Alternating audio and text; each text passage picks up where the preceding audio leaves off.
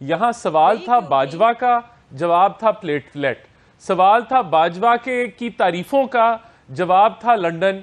सवाल था कि इतनी मोहब्बत वाली जो कहानी, जो पहले दावे थे इक्तदार से पहले कि जब आप कहते थे कि मैं कभी भी एक हेल्पलेस वजीर आजम नहीं बनूंगा, मैं ऐसी वजारत उज़्मा को लात मार दूंगा, और फिर जब वजारत उज़्मा ली तो दर्जनों दफा तारीफों के पुल बांधे जो है जनरल बाजवा के, मोहब्बत की कहानियां रकम की, फर्स्ट पेज की कहानी रटाई पूरी कौम को। तो और आखिर वक्त तक जो इक्तदार के आखिरी दिन थे, उस दिन तक उनको जो है तौसीह भी दे दी कि यार आप जो हैं आर्मी चीफ बने रहे।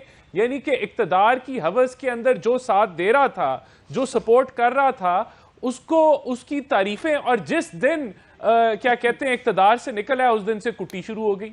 और फिर पहला वाहिद मैं समझता हूं ये जमहूरी लीडर है जो सिविलियन सुपरमेसी की बात इस तरीके से करता है कि मेरी सिलेक्शन करो, मेरे नैपी चेंज करो दोबारा, जिस तरह पहले करते थे उसी तरह आज भी करो। तो ये मैं समझता हूं कि ये एक तमाचा है सिविलियन सुपरमेसी पे। इनकी बातचीत इन्होंने किनसे करनी है? हमसे नहीं करनी, उनसे करनी है। और अब जो शवाहिद आ रहे हैं, जो पता लग रहा है कि किस तरीके से इस 11 साल के प्रोजेक्ट को लॉन्च किया गया, इनकी वक़्त नहीं थी इक्तदार लेने की। इनको इक्तदार थैले में रख के इनकी जेबों में डाल के इक्तदार दिया गया। आप ये बातें ना करें, ये बातें तो मेरी करने वाली हैं, ये मेरे डायलॉग्स हैं। आप सिर्फ ये बताएं कि कार्रवाई कब कर रहे हैं। आपने कहा 11 साल का जो प्रोजेक्ट है उसके शवाहिद मिल रहे हैं, शवाहिद के बेस के ऊपर कार्रवाई करें। जनरल बाजवा साहब तो बाउंड है ना, वो तो 2 साल नहीं बोल सकते, लेकिन इमरान खान साहब तो बोल रहे हैं, साबिक वजीर आजम रहे हैं, आपकी हुकूमत है, कर लें कार्रवाई। पहले भी देखें, ये कार्रवाई भी हो जाएगी, लेकिन जो हकायक हैं वो यही हैं कि आज जिनकी ये, और ये इनकी ये नहीं है कि आज की बात है, ये इनका वतीरा है। राजा सिकंदर जब ईसीपी के लगाए गए तो तारीफों के पुल, जिस दिन मेरिट पे फैसला किया उस दिन उनको उखाड़ के जो है वो एक मेलाइन कैंपेन शुरू कर दी उनके खिलाफ, ईसीपी के खिलाफ, और आज तक चल रही है। इसी तरह जो जर्नलिस्ट इनसे 2 सख्त सवाल पूछ ले, न्यूट्रल सवाल पूछ ले, वही ये इनके इल्जामात शुरू हो जाते हैं, ये तो लिफाफा है, ये तो आप उनकी पीएमएलएन की जुबान बोल रहे हैं, ये तो आप उनका साथ दे रहे हैं। यानी कि इनके ऊपर आप कोई सवाल उठा लें, कोई जेन्युइन बात कर लें तो इल्जामात की बारिश। देखिए, अवाम के कड़ाके तब निकलेंगे अगर मुल्क डिफॉल्ट होगा। अगर हमें और कोई नागुज़ीर इक़दामात लेने हैं तो वो इस तरीके से लिए जाएंगे कि अवाम पे जो मुतासिर तरीन तबका है या जो लो इनकम ग्रुप है उसके ऊपर कम से कम असरात पड़ें।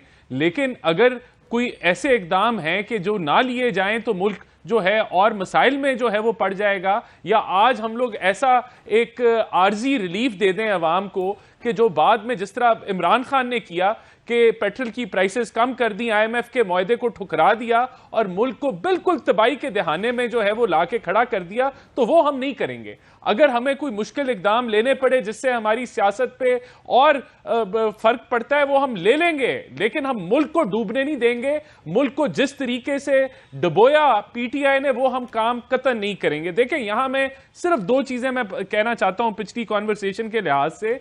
बहुत बहादुर थे इमरान खान, इसमें कोई शक नहीं है। उन्होंने 126 दिन का धरना दिया, वो ताहिरुल कादरी के कंधों पे दिया, वो एस्टैब्लिशमेंट के कंधों पे दिया, बड़े बहादुर थे। उसके बाद वो धरना नहीं दे सके, 1 दिन का धरना नहीं यहां दिया उन्होंने। उसके बाद इस्लामाबाद 2 अटेम्प्ट्स की, फेल हो गए। बड़े बहादुर थे कि 35 जीपें जो के निशान पे लोग हमारे चले गए, पूरी जो है वो पनामा लीक्स के ऊपर जो है वो सारे मामलात करके हमारी लीडरशिप को जेल में डाल दिया। बड़े बहादुर थे और बहुत बहादुर हैं कि उन्होंने हीरोइन के पर्चे बनाए, जाली हीरोइन के पर्चे पाकिस्तान की तारीख में जो पीएमएलएन और अपनी ऑपोजिशन के लीडर थे उन पे बनाए गए।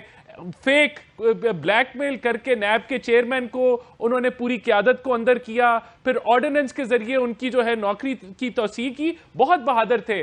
पूरी उन्होंने सियासत जो है वो आईएसआई के बलबूते पे की, उसको सियासी दफ्तर बनाया। और फिर जब एहसास हुआ एस्टैब्लिशमेंट को ओवरऑल कि भाई ऐसे मुल्क अगर चलेगा तो मुल्क तो तबाह हो जाएगा, माशी तौर पे भी तबाह हो रहा है, सियासी तौर पे भी तबाह हो रहा है, ये बंदा नाअहल है कि ये अपने सियासी मुखालफीन के साथ बैठ के मुल्क के ऊपर, मुल्क के एजेंडे के ऊपर कंसेंसस करे, मुल्क के मफाद के ऊपर फैसले करे। ये तो इतना बहादुर है कि ये नहीं कर सकता। आपने कहा हम कर देते हैं, तबाही करना है मुल्क को, जो इमरान खान कर रहा है हम उससे बेहतर करके दिखाते हैं। फिर हमने आज भी कहा बीनश, हमने आज भी कहा कि आओ मिसाके मईशत के ऊपर बात करें। इसने मजाक उड़ाया कि मैं तो अलहदगी पसंद के साथ बात कर लूंगा, इनके साथ नहीं करूंगा। इसने हमारे से नहीं बात की इलेक्शन की डेट के ऊपर, इसने उन्हीं से बात की जो जिन्होंने इनको गोदी में उठा के इक्तदार की कुर्सी पे बिठाया, उससे इन्होंने बात करना पसंद की। मसला आज पीटीआई में है कि वो कहता है कि अगर जर्नलिस्ट सवाल पूछे वो चोर, ईसीपी अगर मेरिट पे फैसला करे वो चोर, जज अगर हमारे खिलाफ फैसला करे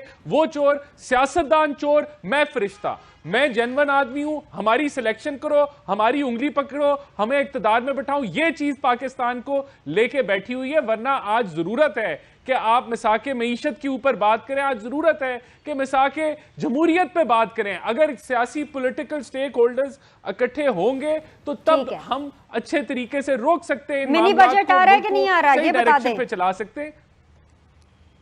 देखिए, मैंने तो आपको बता दिया, हम वो हर इकदाम लेंगे जो इस मुल्क को डिफॉल्ट से बचाएगा, हर वो इकदाम लेंगे जो इसको जो है वो इकोनॉमिकली स्ट्रेंथन करेगा। उसके लिए हमें अगर नागुज़ीर फैसले करने पड़े वो करेंगे हम। जी बिल्कुल।